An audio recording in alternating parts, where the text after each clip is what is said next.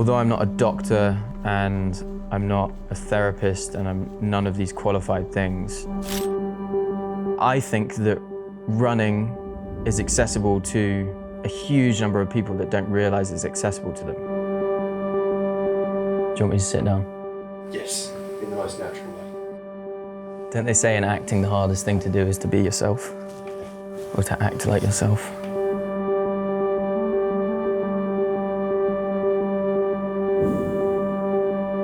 This is a free and powerful thing with no side effects. The running industry as a whole is getting louder, it's getting noisier. I believe that noise needs to be combated with a good understanding, a solid grounding of why you're doing it, who you are, what's important to you, and the real reasons why we do this stuff. Running is powerful because of the actual experience of running.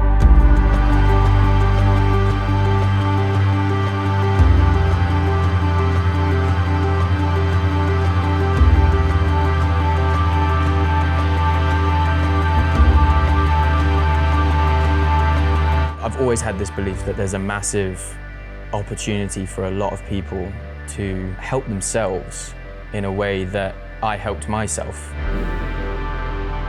There are things you can do that can change your psyche in that moment. I don't have all the answers. All I have is my experience and the sort of message I want to put out there. But this is my invitation to you to run differently.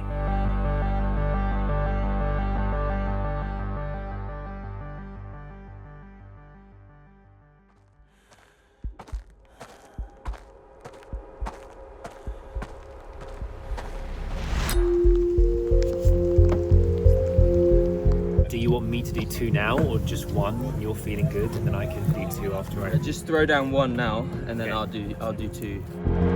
We're just chomping away, lap after lap. If we keep going like this, we could do like 28 laps, which would be like 140 miles. How are you feeling going into the night? You're just uncomfortable for a relatively short period of time. High five. It's not that bad. It's just not as good as this.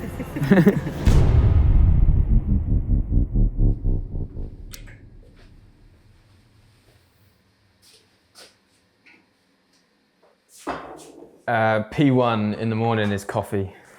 It's always the first thing I do. I love the process. Oh. Even when I spill it everywhere on camera. So I love the smell of it. I obviously love how it tastes, hopefully, at the end. I get up quite early, so I quite like to just be in that sort of sacred peace of the morning. And my coffee is like my companion as part of that. Even grinding the beans, the feeling of grinding the beans, being involved with that. Yeah, it's just like a whole process I enjoy. In the same way that like going out for a run, I get my own space. I've always really enjoyed a morning where I've got up early and I've started moving and I've made coffee and all that sort of stuff. I genuinely don't think there's anything all that spiritual about that. I just think that I am so distracted all the time, and like any time, like if you think about your favorite memory in your life, it's almost guaranteed that in that moment, you were in that moment. The best times in life are when you're engaged in the present moment. I think it's important to seek that.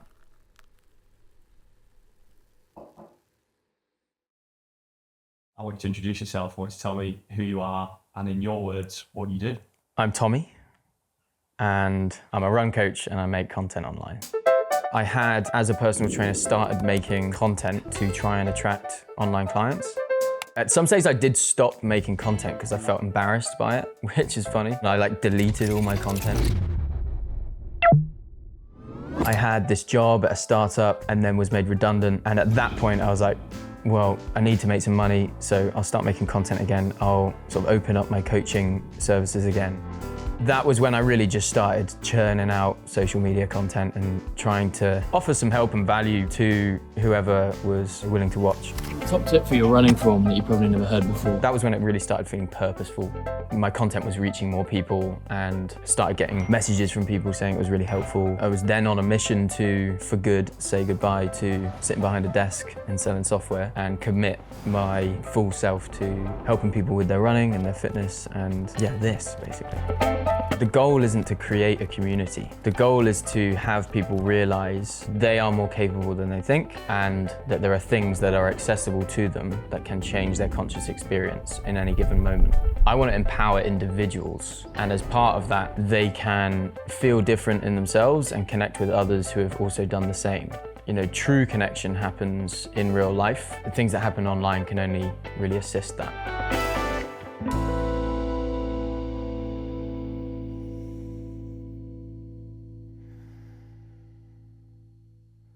One of the reasons why I sort of paired up push-ups with my meditation, the sensory experience that you're going through when you're doing push-ups is obviously way more intense than just sitting and meditating.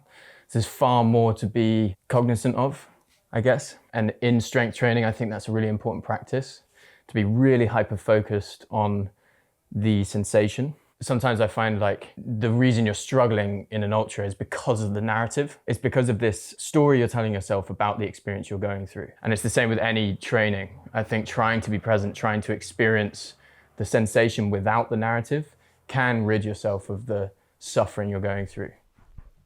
What happens next? Now it's run time. We go off into a little adventure.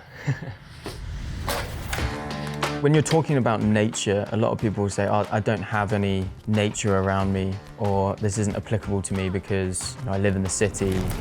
It's very much accessible, especially a place like London, a metropolis, but some of the best city parks in the world.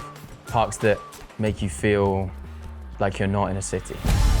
This is kind of my local proper park, the park I sort of like to get lost in.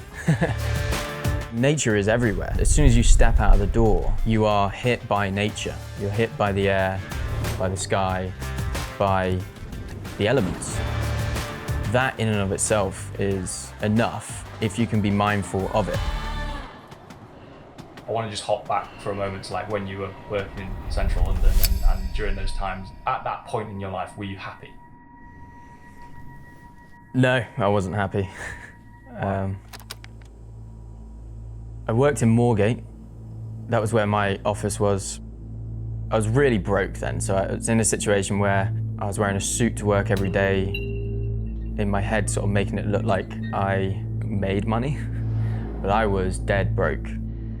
I was struggling even just to kind of pay rent and pay for everything properly, and if I were to take a lunch break, I would leave the office and I would go to a Sainsbury's, I'd grab my meal deal and I would go to the Barbican, which was the only place that was slightly more peaceful than the rest of the hustle and bustle of work and that environment and everyone moving around. When I go back there, I do feel this heavy sense of nostalgia because the conscious experience I was going through at that time was one of extremely high stress. Probably only been back here maybe 4 times in the last like 8 or 9 years since I worked here. Yeah, it's brutalist architecture and it is the maddest place, but I have relatively negative memories of my time here.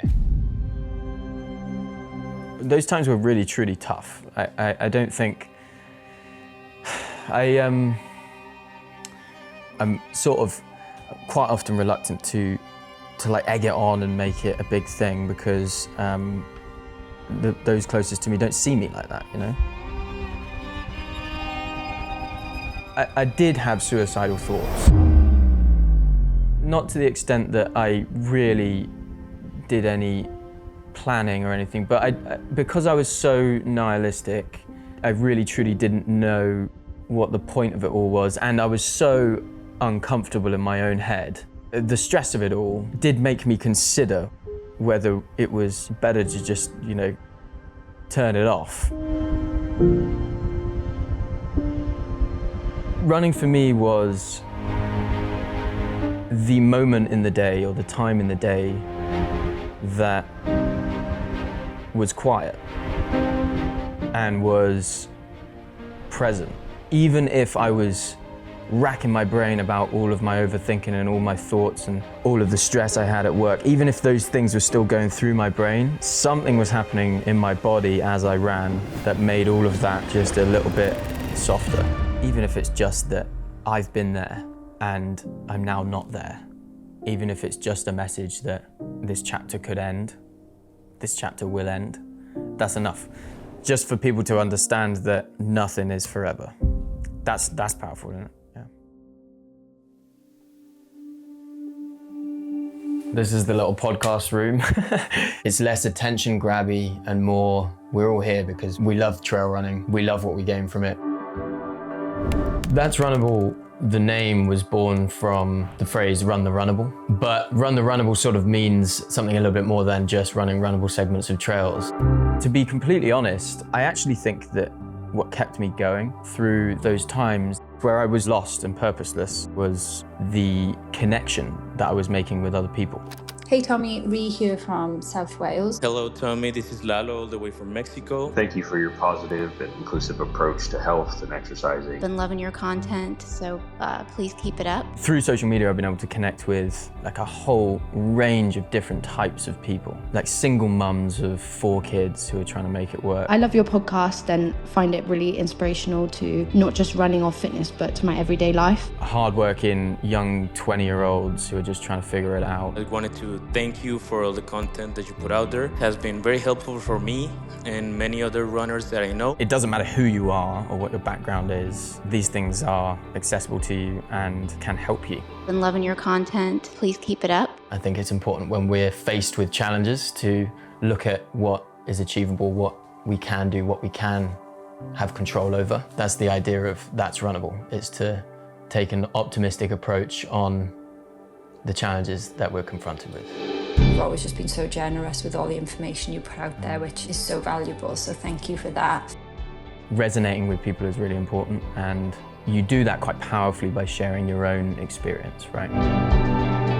Because ultimately, yes, I'm trying to help people with their running, but for me, running isn't about getting fast 10K times. Running is about what it's done for me as an individual and what I believe it can do for others, because I don't believe I'm unique in my experiences. I'd like to thank you for getting out there with all your videos. I started watching them about a year ago now, and you've become a big inspiration in my running journey, so thanks for that, mate. Sometimes the easiest way to communicate how I approach things is by talking about the antithesis of what I'm about and my message and what I think is important. You know, especially in the last 5 years, there's been a so-called boom in the running world. So everyone in your life seems to be getting into running at the moment. An increase in content about running. These are 4 of the most common running formats for 2K on the planet. Telling you to run, but they're not telling you. Brands getting louder. You have a huge amount of money being poured into marketing for new shoes, new kit, new watches. Events are getting bigger. This year's London Marathon has seen a record turnout. And all of that is quite loud and can feel quite overwhelming for a lot of people. It has its benefits. People can feel attracted to that and feel excited by all of the stuff that's happening in running. But in truth, that's never been the reasons I've been interested in running. And I think, to be honest, this is the truth for many people.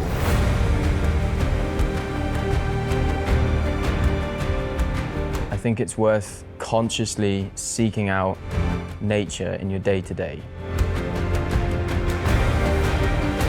It is the most powerful thing you can do. It definitely brings peace into my life. I know that I would be much more stressed if I didn't spend time in the outdoors.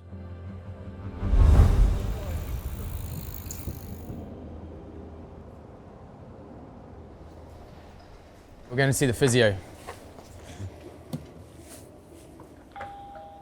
Why is that? Because I sprained my ankle and I have flat feet, so.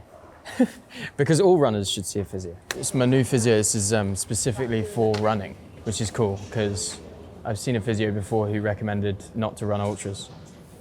And I was like, we want to look for the possible. Hey, man.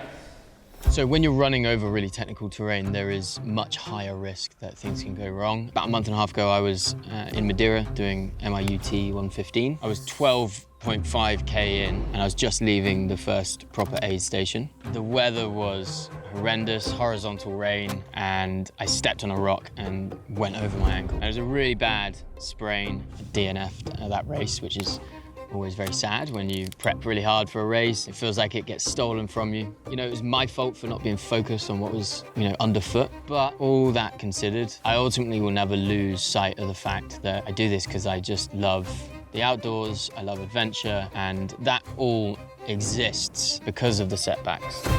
Providing the load is good and manageable for endure, it will just be like another sort of coasting week, and I am under strict instruction not to race. Give me a second, I'm trying to select the appropriate weapon.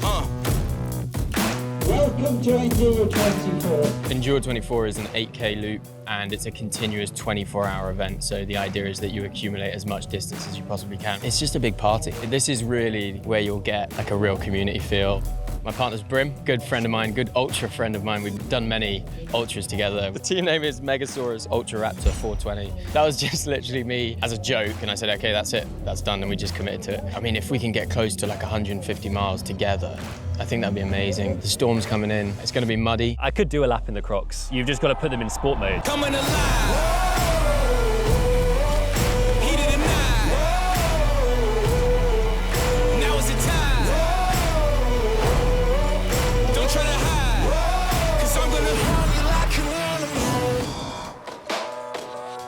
We're in night off now. We're over the 100K mark. This is what we're looking at. We're just chomping away lap after lap. If we keep going like this, we could do like 28 laps, which would be like 140 miles. Look at that for a view.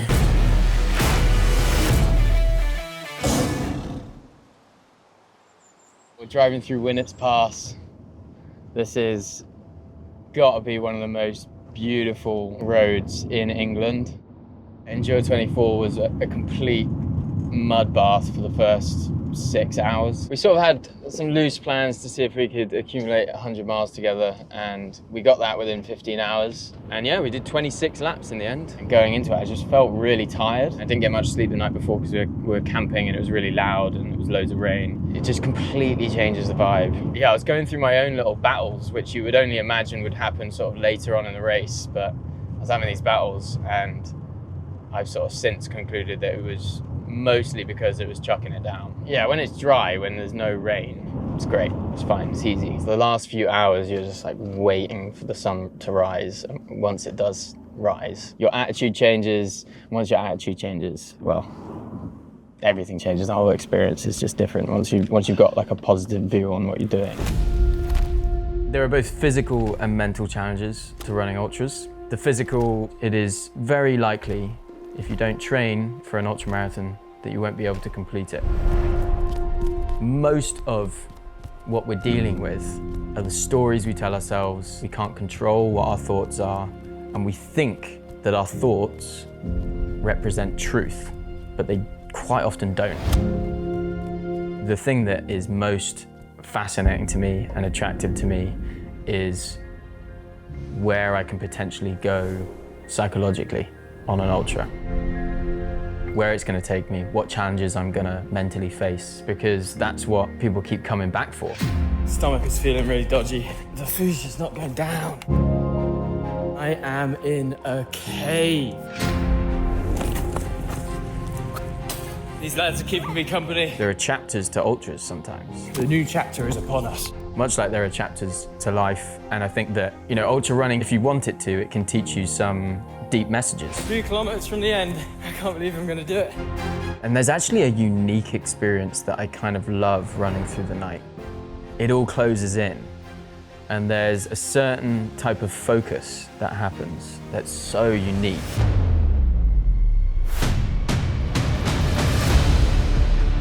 At night, you can still be very present and in the moment. It's almost like there are fewer distractions, actually. Even if you're surrounded by other trail runners, it's the most quiet experience. You've just got the stomping of feet and your head torch. And what you can see from your head torch, and that's it. There certainly is a flow state that is easily achieved in those moments in an ultra, for sure. I've had many moments that have felt really difficult. My first mountain 100K, UTMB Val d'Aran, I was coming in towards the end after sunset, 100 kilometers into a 105 kilometer race. And there was this massive incline, and it was just seemingly endless. I couldn't see the top because it was dark. And like all you want to happen is for it to end. But the thing that really is most fascinating to me is you can recreate that narrative. You can seek out what's possible, and it may just be, mentally or physically, that you open a door. The only thing that really is truly stopping you is your belief in yourself. Yeah. How's the spot? This is a sweet spot. First time in this one. We're here because we're camping, and I like camping. This is like a luxurious way to camp, really. Much better than a ground tent. More similar to like a camper van. That's it. The outdoors. Why does the outdoors appeal to me? Growing up, my parents always emphasized the importance of being outside. I always knew that being outside was better than being inside. I feel very much like myself in nature, in spaces like this. My energy levels go up. I get sort of childish and excited about what I'm doing and playful. The trails are just fun. I just love having fun over technical terrain. That always brings a big smile to my face, yeah. I find myself always being distracted by the reasons why I started running in the first place. I'm always trying to bring myself back to those reasons and the purity of that experience of running. When I started running, I found real presence in it. I found myself in it, and there was a great experience there that wasn't crowded or corroded by all of these distractions. Are you ready?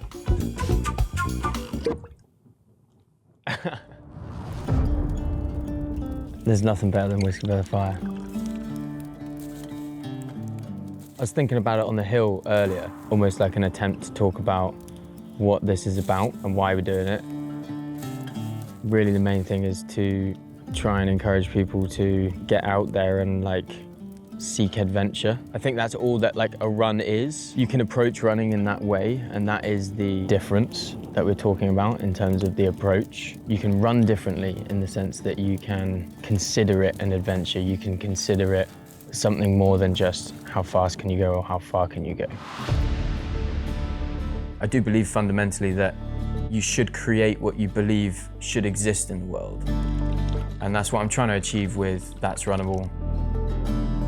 I feel like overwhelmed with gratitude for the last few years. I feel like I found that purpose that I was missing, you know? Like a decade ago, I was lost, I had no purpose, there was no reason to be here. Whereas now, I've found all that, and I found it in running. And to help people with that for a living now is sort of overwhelming in the best way. What's one thing that you wish people knew about running? I could probably start by just saying, all I have is my experience and the sort of message I want to put out there, but it's up to you whether you take it. I really think that there is massive power in pairing mindfulness and movement. This is the thing that I struggled with the most, was being lost in thought, being somewhere else. But interestingly enough, what's available to you in that moment is that moment. Whether you're good at it or not, you have an opportunity to try and just be. the very unoriginal message of go outside and be in nature. I believe that's more important now than ever.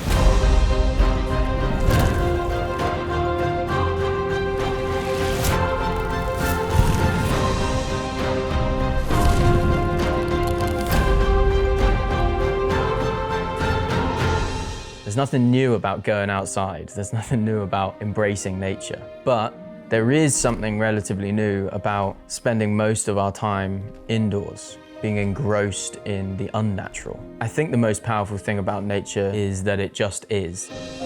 And I think that's all been kind of embedded in me from my parents. Growing up, my dad would always say, if we were having some sort of childish hissy fit, he would quite often just say, go for a run. The simplest advice is often the best. So wash your face and go for a run.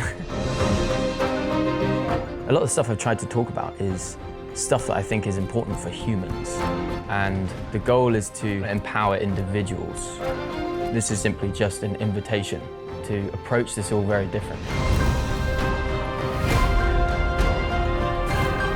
To just consider that there's a different way to do this, that there's a better way to do it, a way that actually makes you feel good about yourself. This is my invitation to you to run differently.